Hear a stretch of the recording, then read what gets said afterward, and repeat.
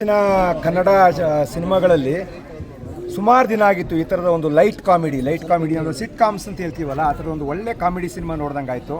ಆದರೆ ಅದರಲ್ಲಿ ವಿಶೇಷತೆ ಏನು ಅಂತಂದರೆ, ಹಾಸ್ಯ ಅಂತಂದರೆ ಬರೀ ತೆಳು ಹಾಸ್ಯ ಮಾತ್ರ ಅಲ್ಲ, ಒಂದು ಪ್ರಾದೇಶಿಕತೆ, ಅದರ ಭಾಷೆ, ಅದರ ಸೊಗಡು ಮತ್ತು ಅದರ ವೈವಿಧ್ಯಮಯತೆ ಅಂತ ಹೇಳ್ತೀವಲ್ಲ, ಆ ಒಂದು ಪ್ರಾಂತ್ಯದ ಇಡೀ ಭಾಷೆಯ ಮತ್ತು ಜನಜೀವನದ, ಅದು ಯುವಕರ ಲೈಫ್ ಸ್ಟೈಲ್ ಹೇಗಿದೆ ಅನ್ನೋ ಎಷ್ಟು ನ್ಯಾಚುರಲ್ ಆಗಿ ಅಂತಂತಂದರೆ, ನಮ್ಮ ಅಕ್ಕಪಕ್ಕದ ತಮಿಳು, ಕೇರಳ ಈ ಥರ ಸಿನಿಮಾಗಳಲ್ಲಿ ಬರೋ ಹಾಗೆ ತುಂಬ ನ್ಯಾಚುರಲ್ ಆಗಿ ಇದನ್ನು ಕಂಟೆಂಟ್ನ ಮತ್ತು ಇದನ್ನು ಹಿಡಿದಿದ್ದಾರೆ.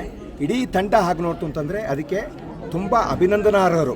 ಯಾಕೆಂತಂದರೆ ಇತ್ತೀಚೆಗೆ ಕನ್ನಡ ಸಿನಿಮಾದಲ್ಲಿ ಒಂದು ಯಶಸ್ಸು ಸಿಗ್ತಿಲ್ಲ ಅನ್ನೋಂಥ ನಿರಾಸೆಗಳ ನಡುವೆನೂ ಕೂಡ ಇದು ಜನ ಯಶಸ್ಸು ಕೊಡಬೇಕು ಅಂತ. ಯಾಕಂತಂದರೆ ಇಷ್ಟೊಂದು ಲೈಟಾಗಿ ಹಾಸ್ಯಮಯವಾಗಿ ಒಂದು ಬದುಕಿನ ಜನಜೀವನವಂತ ಮತ್ತು ಯುವಕರ ಸಮಸ್ಯೆಯನ್ನು, ಯಾಕೆಂದರೆ ನೋಡಿ ಇವತ್ತು ಹಳ್ಳಿ ಬಿಟ್ಟು ನಗರಕ್ಕೆ ಬರಲಿಲ್ಲ ಅಂದರೆ ಎಣ್ಣೆ ಸಿಗಲ್ಲ ಅನ್ನೋ ಸ್ಥಿತಿ ಬಂದಿದೆ. ಅದು ದೊಡ್ಡ ಸಮಸ್ಯೆ, ಈ ಸಮಾಜದ ದೊಡ್ಡ ಸಮಸ್ಯೆ. ಅದು ಈ ಸಿನಿಮಾದಲ್ಲಿ ತುಂಬ ಗಟ್ಟಿಯಾಗಿ ಕಾಣುತ್ತೆ, ಆದರೆ ಅದು ಹಾಸ್ಯದ ಮೂಲಕವಾಗಿ ಕಾಣುತ್ತೆ. ಬಹುಶಃ ಇಲ್ಲಿರೋರಿಗೂ ಕೂಡ ಅದು ಸಮಸ್ಯೆ ಆಗಿರ್ಬೋದು ಅಂತ, ಎಲ್ಲರಿಗೂ ಕೂಡ ನಗರಕ್ಕೆ ಬಂದ ಮೇಲೆ ಅವ್ರಿಗೆ ಹೆಣ್ಣು ಸಿಗೋದು ಅಂತ. ಅವ್ರ ಮನೆಯಲ್ಲಿ ನಗರದಿಂದ ಫ್ರಿಜ್ಜು ಟಿ ವಿ ಬಂದ ಮೇಲೆ ಅಲ್ಲಿ ಹೆಣ್ಣು ಅವ್ರ ಮಾವನೇ ಹೆಂಗೆ ಒಪ್ತಾರೋ ಹಾಗೆ ಅಂತ. ಇಂಥ ಸಂದರ್ಭದಲ್ಲಿ ಈ ಥರ ಒಂದು ವಸ್ತುವನ್ನು ಇಟ್ಕೊಂಡು ಈ ಅಲ್ಲಿಯ ನೈಜ ಜನಜೀವನವನ್ನು ಇಟ್ಕೊಂಡು ಅವರ ಬಟ್ಟೆ ಗಿಟ್ಟೆ ಅಲ್ಲಿ ಸುತ್ತಮುತ್ತ ಕಲಾವಿದರು ಕೂಡ ಎಷ್ಟು ನ್ಯಾಚುರಲ್ ಆಗಿ ಮಾಡಿದ್ದಾರೆ ಅಂತಂದರೆ ತುಂಬ ಸಹಜವಾಗಿ ಮಾಡಿದ್ದಾರೆ. ಇಡೀ ತಂಡ ಮತ್ತೊಮ್ಮೆ ಅಭಿನಂದನಾರ್ಹರು. ಪ್ರೇಕ್ಷಕರು, ಕನ್ನಡದ ಪ್ರೇಕ್ಷಕರು ಈ ಥರ ಸಿನಿಮಾಗಳಿಗೆ ಬಂದು ಪ್ರೋತ್ಸಾಹ ಮಾಡಿ ಈ ಸಿನಿಮಾನೂ ಗೆಲ್ಲಿಸಬೇಕು. ಮತ್ತು ಈ ಥರದ ನವೀನ್ ಸಜ್ಜು ಹೊಸ ನಾಯಕ ನಟನಾಗಿ ಎಂಟ್ರಿ ಆಗಿದ್ದಾನೆ, ಮತ್ತು ಅವನ ಜೊತೆ ಮಾಡಿರೋ ಸ್ನೇಹಿತರು ಇರ್ಬೋದು, ಹೀರೋಯಿನ್ ಇರ್ಬೋದು, ಎಲ್ಲರೂ ಹೊಸಬ್ರೆ. ಅದರಿಂದ ಈ ಥರಕ್ಕೆ ಎಲ್ಲರೂ ಉತ್ತೇಜನ ಕೊಡಬೇಕು ಅಂತ ಹೇಳಿ ಕರ್ನಾಟಕ ಜನತೆಯನ್ನು ಮತ್ತೊಮ್ಮೆ ಕೇಳ್ಕೊತೀನಿ. ನನಗೆ ಮುಂಗಾರು ಮಳೆ ದುನಿಯಾ ನೋಡಿದಾಗ ಏನು ಫ್ರೆಶ್ನೆಸ್ ಫೀಲ್ ಆಗಿತ್ತು ಅದು ಇವತ್ತು ಫೀಲ್ ಆಗ್ತದೆ. ಲೋಕನವಿನ ಏನಕ್ಕೆ ಅವತ್ತು ನಾವು ಮುಂಗಾರು ಮಳೆ ಒಂದು ಯಾವುದೋ ಒಂದು ಸಿನಿಮಾ ಹಿಟ್ ಆದಮೇಲೆ ನಮ್ಮ ನೋಡೋ ದೃಷ್ಟಿಕೋನ ಬೇರೆ ಇರುತ್ತೆ. ಬಟ್ ಹಿಟ್ ಆಗೋ ಮುಂಚೆ ಅಥವಾ ಅದನ್ನ cinema first day first show ನೋಡಿದಾಗ ಒಂದು ನಮಗೇನು ಫೀಲ್ ಕೊಡುತ್ತೆ ಅದು ನಿಜವಾದ ಫೀಲ್. ಆ ಫೀಲಿಂಗ್ ಅದು ಇದರಲ್ಲಿ ಈ ಸಿನಿಮಾದಲ್ಲಿದೆ. ಆಮೇಲೆ ಸಿನಿಮಾ ಅಂತಂದರೆ ಇವತ್ತು ಹಿಂದಿನ ಕಾಲದಲ್ಲಿ ಅವತ್ತಿನ ಕಾಲ ಹೇಗಿತ್ತು ಅನ್ನೋದು ಶಾಸನ ಬರೆದಿಡ್ತಾ ಇದ್ರು. ಆದರೆ ಸಿನಿಮಾ ಇವತ್ತಿನ ಕಾಲದ ಶಾಸನ ಇದ್ದಂಗೆ. ಫಾರ್ ಎಕ್ಸಾಂಪಲ್ ರಾಜ್ಕುಮಾರ್ ಸಿನಿಮಾಗಳ ಕಾಲದಲ್ಲಿ ನಾವು ನೋಡ್ತಾ ಇರಬೇಕಾದ್ರೆ 70s, 80s, 50s ಹೇಗೆ ಬದುಕ್ತಾ ಇದ್ರು, ಮತ್ತು ಅವತ್ತಿನ ಲೈಫ್ ಸ್ಟೈಲ್ ಹೆಂಗಿತ್ತು, ಅವತ್ತಿನ ಸಮಾಜದ ಯೋಚನೆಗಳು ಹೆಂಗಿತ್ತು ಅಂತೇಳಿ ನಮಗೆ ಗೊತ್ತಾಗತ್ತೆ. ಇವತ್ತು ಈ ಸಿನಿಮಾ ನಮ್ಮ ಒಂದು ಇವನ್ ನಾನು ನನ್ನ ಟೀನೇಜ್ ಹೇಗಿತ್ತು ಅನ್ನೋದನ್ನ ಮತ್ತೆ ನೆನಪಿಸುತ್ತೆ, ಮತ್ತು ಮುಂದಿನ ದಿನದಲ್ಲಿ ಒಂದು ರೀತಿಯ ಶಾಸನವಾಗಿ ಉಳ್ಕೊಳ್ಳುತ್ತೆ ಅಂತ ನಾನು ಹೇಳ್ತೀನಿ. ನಾನಂತೂ ಪ್ರತಿಯೊಂದು ಕುಟುಂಬಕ್ಕೂ ಹೇಳ್ತೀನಿ, ಇದನ್ನ ಕುಟುಂಬ ಸಮೇತ ನೋಡುವಂಥ ಸಿನಿಮಾ ಅಂತ. ನನಗಂತೂ ಒಂದು ಹೇಳ್ತೀನಿ, ಸ್ವಲ್ಪ ಸರಕು ಸರಿಸುವಂಥ ಹಾಡಂತೂ ಇರಲಿಲ್ಲ. ನಗು ತರಿಸುವಂಥ ಸಿನಿಮಾ ಇದು. ಸರಕು ಸರಿಸೋ ಸಿನಿಮಾ ಅಲ್ಲ, ಇದು ನಗು ತರಿಸೋ ಸಿನಿಮಾ. ಅಷ್ಟು ಅದ್ಭುತವಾಗಿ ಮೂಡಿ ಬಂದಿದೆ. ಇದನ್ನ ಇಡೀ ಚಿತ್ರರಂಗಕ್ಕೆ ಇದು ಒಂದು ರೀತಿಯ ಮೆಸೇಜು ಇದರಲ್ಲಿದೆ. ಅಂದರೆ ಸಿನಿಮಾ ಅಂದರೆ ಯಾವ ಥರ ಮಾಡಬೇಕು, ಜನನ ಯಾವ ಥರ ತುಂಬ ಸೂಕ್ಷ್ಮವಾಗಿ ಈ ನಗು ತರಿಸ್ತಾ ಹೇಗೆ ಮೆಸೇಜ್ನ ಕನ್ವೆ ಮಾಡಬೇಕು ಅನ್ನೋದು ಈ ಸಿನಿಮಾದಲ್ಲಿದೆ. ಎಷ್ಟೋ ದಿನ ಆದಮೇಲೆ ಈ ಹಳೆ ಮೈಸೂರು ಭಾಗದ ಒಂದು ಅದ್ಭುತ ಭಾಷೆ ಕೇಳಿದಂಗಾಯಿತು.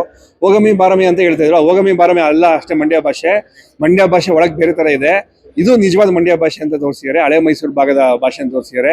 ಇನ್ನು ಈ ಪ್ರಾದೇಶಿಕತೆಯ ಭಾಷೆಗಳು ಇನ್ನೂ ಹೆಚ್ಚೆಚ್ಚು ಬರಬೇಕು. ಯಾಕಂದ್ರೆ ಕನ್ನಡದಲ್ಲಿ 100 ಕನ್ನಡ ಇದ್ದಾವೆ, 200 ಥರ ಕನ್ನಡ ಇದೆ. ಆ 200 ಥರ ಕನ್ನಡದ ಇದೊಂದು ಕನ್ನಡದ ಒಂದು ಸಿನಿಮಾ, ಒಂದು ಕನ್ನಡದ ಸಿನಿಮಾ. ಇದು ಇನ್ನೂ 100 ಆಗಬೇಕು ಅಂತ ಇದು ಮಾಡ್ತೀನಿ. ಲೋನವಿನ ಯಶಸ್ಸಾಗಲಿ. ತುಂಬ ಚೆನ್ನಾಗಿದೆ ಸಿನಿಮಾ. ಫ್ಯಾಮಿಲಿ ಅಂತೂ ಅದ್ಭುತವಾಗಿ ನೋಡ್ಬೋದು, ಮಕ್ಕಳು ತುಂಬ ಖುಷಿಯಾಗಿ ನೋಡ್ಬೋದು. ವಿಶೇಷತೆ ಏನು ಅಂತಂದ್ರೆ ನಮ್ಮ ನೆಲದ ಕಥೆ ಇದು. ಈಗ ಎಲ್ಲ ಈ ಮಚ್ಚು ಕೊಡ್ಲಿ ಲಾಂಗು ಇಂಥದ್ದು ಸಿನಿಮಾಗಳು ನೋಡಿ ತುಂಬಾ ಬೇಜಾರಾಗಿತ್ತು. ಜೊತೆಗೆ ಆ ಥರದ್ದು ಯಾವುದು ಅಂದ್ರೆ ಸಮಾಜಕ್ಕೆ ಒಳ್ಳೆ ಸಂದೇಶ ಸಾರುವಂಥ ಸಿನಿಮಾಗಳಲ್ಲ ಅವು. ಈ ಥರ ಸಿನಿಮಾಗಳು ಬರಬೇಕು, ಕಥೆ ಇರಬೇಕು ಅನ್ನೋದಕ್ಕೆ ಇದು ಕಥೆ ಇರುವಂಥ ಸಿನಿಮಾ. ಎಲ್ಲೂ ಕೂಡ ಈ ಸಿನಿಮಾ ಪ್ರೆಸೆಂಟೇಷನ್ ಏನಿದೆ ಒಂಚೂರು ಬೇಜಾರಾಗಲ್ಲ. ಸಿನಿಮಾ ನೋಡ್ಸ್ಕೊಂಡು ಹೋಗುತ್ತೆ. ಮನೋರಂಜನೆಗೆ ಫ್ಯಾಮಿಲಿ ಕುತ್ಕೊಂಡು ನೋಡುವಂಥದ್ದು ಸಿನಿಮಾ.